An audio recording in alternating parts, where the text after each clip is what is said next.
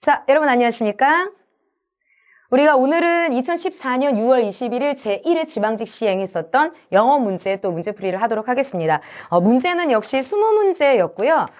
일단 총평을 하자면 독해 문제하고 그리고 생활영어 문제, 그 다음에 어휘 문제 막 이런 것들에서 골고루 섞였는데 특히 이제 어휘 문제가 사실은 조금 많이 나와 있었던 편이에요. 보통 이제 그 수험생분들이 어휘 문제가 많이 나오면 막막해 하세요. 왜냐하면 어휘 같은 경우는 일단 암기가 들어가야 되는 부분이고 범위도 좀 많고 그래서 어휘 문제가 나오면 좀 힘들다라고 얘기를 많이 하시는데 제가 전반적으로 보니까 어휘가 사실 그렇게 많이 난이도가 높았던 어휘는 없었습니다. 그래서 일단 어휘랑 독해랑 자 이런 이제 문제들이 많이 섞여 있고 문법적인 부분은 사실은 거의 없다라고 얘기할 수가 있을 것 같아요. 뭐 영작 한 문제 정도. 그래서 문법 문제가 조금 안 나왔던 게 또 문법이 약하신 분들은 다행이다라는 생각을 하셨을 수도 있을 것 같아요. 자, 오늘 일단 1번부터 시작해서 저희가 이제 한 10개에서 11개 정도 맞춰보고 그리고 또 나머지 반은 우리 다음 시간에 넘기는 걸로 해서 일단 첫 번째 수업 들어가도록 하겠습니다. 자, 1번입니다. 말씀드렸던 어휘 문제가 일단 1번부터 쭉 몇 문제가 이어서 좀 나와요.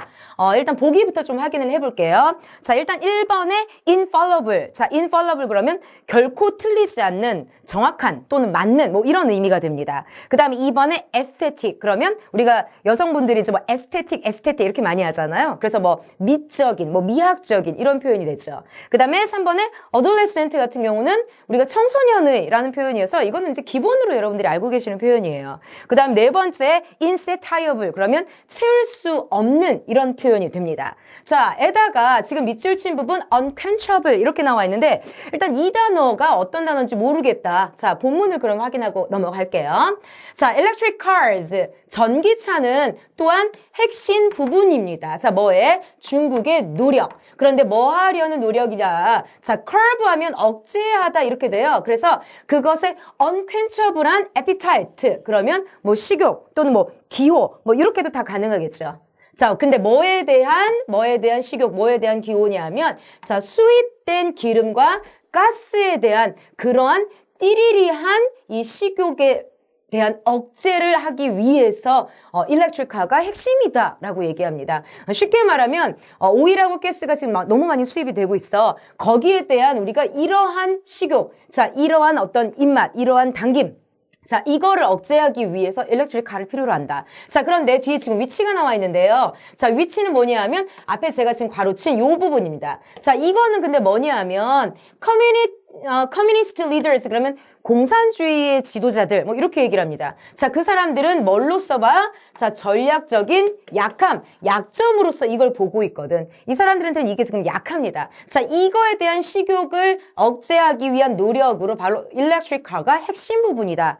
자, 그랬을 때 자, 1, 2, 3, 4 제가 infallible 아까 무슨 뜻이라고 말씀드렸죠? 결코 틀리지 않는. 그 다음에 aesthetic 자, 미학적인. 그 다음에 adolescent 청소년의. 자, 그 다음에 insatiable 채울 수 없는. 자, 여기서 가능한 여러분들 한번 생각해 보셔요. 몇 번 같습니까? 그쵸. 4번입니다. 자, 1, 2, 3은 다 여기다 지금 들어가서 말이 안 됩니다. 자, 채울 수 없는 그러한 식욕, 그러한 어떤 욕망, 욕구 이렇게 해석을 해줘서 자, 1번의 답은 우리가 4번으로 체크를 합시다. 자, 2번 넘어갑니다.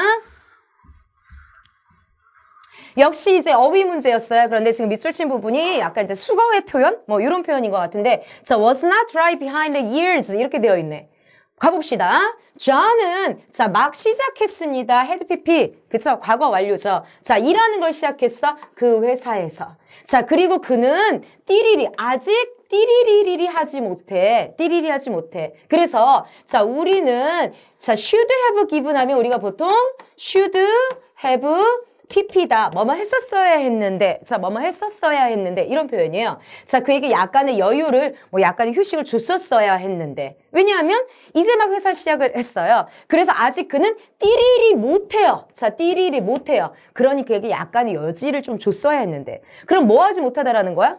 그죠? 이제 막 일을 시작한 사람은 능숙하지 못하다라고 얘기를 해야 되겠죠. 그래서 초보의, 미숙한 이런 의미가 들어갑니다. 자, 그래서 1번. 자, did not listen to his boss. 그의 보스의 말을 듣지 못해? 아닙니다.